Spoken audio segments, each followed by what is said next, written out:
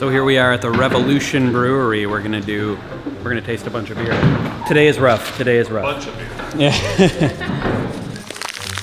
This is Ray Daniels, longtime brewer and beer expert who founded the Cicerone certification program in Chicago, which has become the industry standard for evaluating a person's knowledge of beer. A Cicerone is like a sommelier for beer, basically, right? Yes, exactly. Okay. So a professional beer taster person. You want me to teach you how to taste beer? Yeah. You want to do it right now? You don't know how to taste beer? No. Okay. All right. So use your left hand. Okay. You pick up the glass. Okay. Bring it to your lips. Okay. Put some beer in your mouth.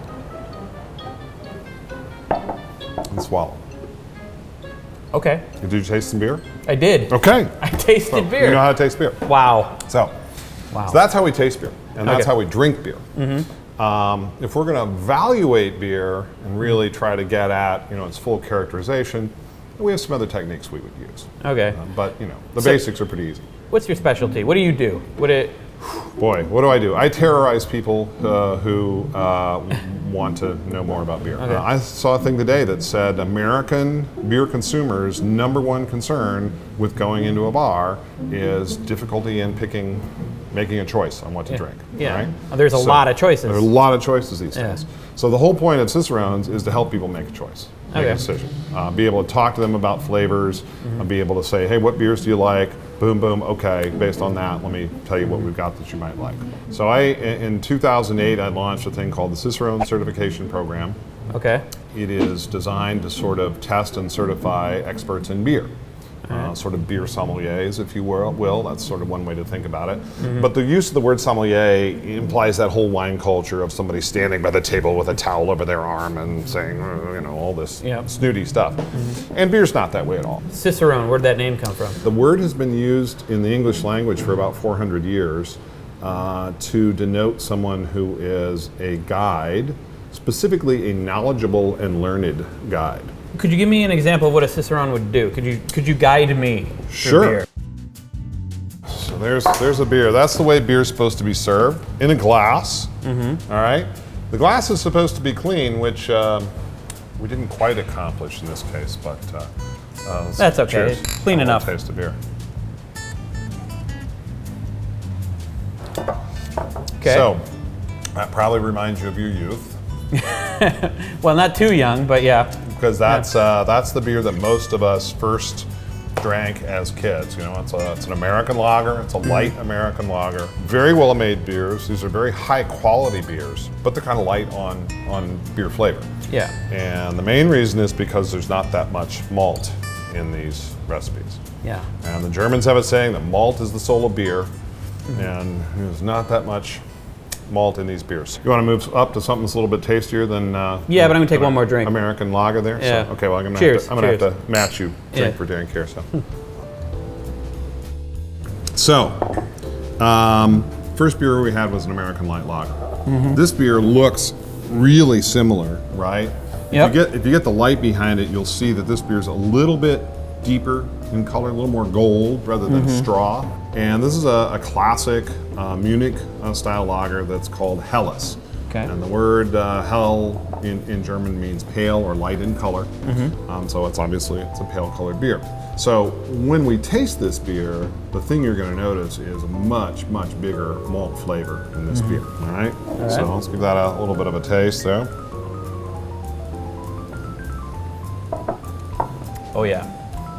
So I like that beer better. Yeah. I mean, it's got more flavor, right? And that's why people who have been around the world, who've tasted other beers, they come to America and it's like watery beer. That's like the nice thing they say about it, right? And that beer's all about drinkability.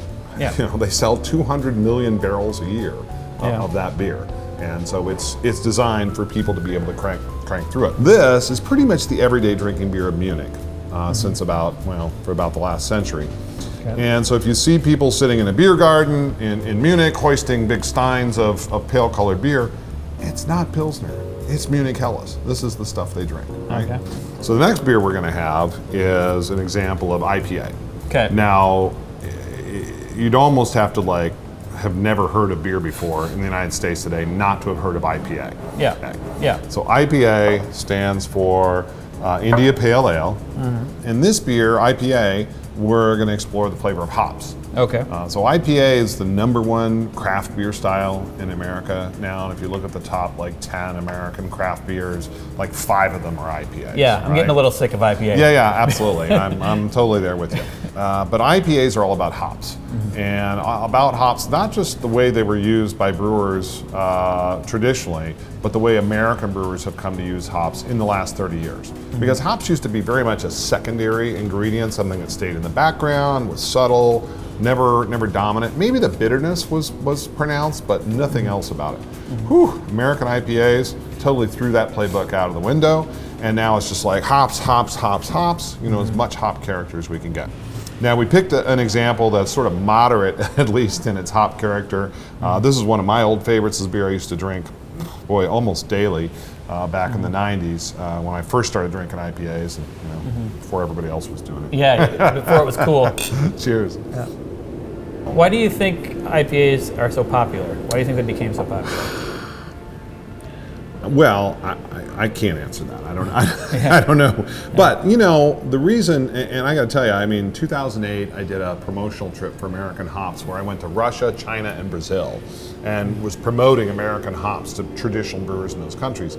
And they would very politely taste a beer like this and say, "Well, this beer is very good."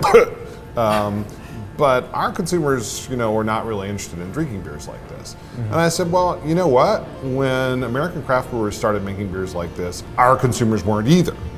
But American craft brewers were passionate about what they were doing. They were small producers, and they basically went out and grabbed people by the scruff of the neck and said, hey, you come in here, taste this, because it's better than anything you've ever tasted, and you may not like it now, but it's damn good, and you're gonna learn to like it. Yeah. And so now it's become super popular, and as you say, I think a lot of people coming to beer today drink IPAs just because it's sort of the Chardonnay of beer. Yeah. And it's well, I'm gonna drink beer, and everybody else is drinking IPA, so I'll have an IPA. Yeah. They don't know what else to order. The real key to craft beer was always diversity. So when you go into a bar and they have 20 taps and 13 of them are some sort of IPA, it's could I just get a Scottish ale? Yeah. I have said more than once that if all we've accomplished in the last 30 years is to replace the tyranny of American lager with the tyranny of IPA, then we didn't really get it right. Yeah. Because it was really about diversity of flavor. Ultimately I started Cicerone because as a beer consumer, I was really frustrated with going into places and getting beer. So that's the main reason you started it, is because you just want better beer everywhere. Yeah, come on.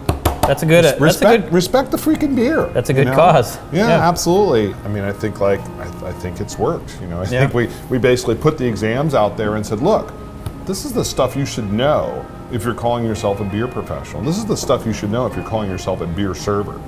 And people said, what? Oh, you mean there's stuff I should know? Okay. Yeah. And they've learned it and said, I'm proud of myself. I'm a beer server. I'm a certified Cicerone. I know some stuff about beer. I know the right way to do this, and we're going to do it the right way because I know how to do it right. That's a good thing for beer, and it's a good thing for guys who drink beer. Well, thank you for taking steps to give me better beer. Good. It benefits me, so it's all about self-interest ultimately.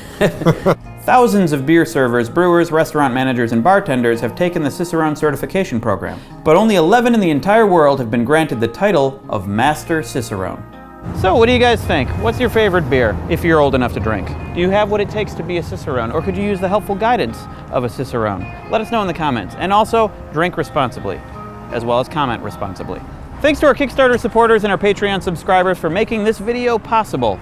If you'd like to continue to support, click on our Patreon. Don't forget to like and subscribe. Next week, you're going to hear the sound of 2 black holes colliding by listening to their gravity. That's not how it's going to sound. It won't sound like that. It's actually pretty close. But that's close.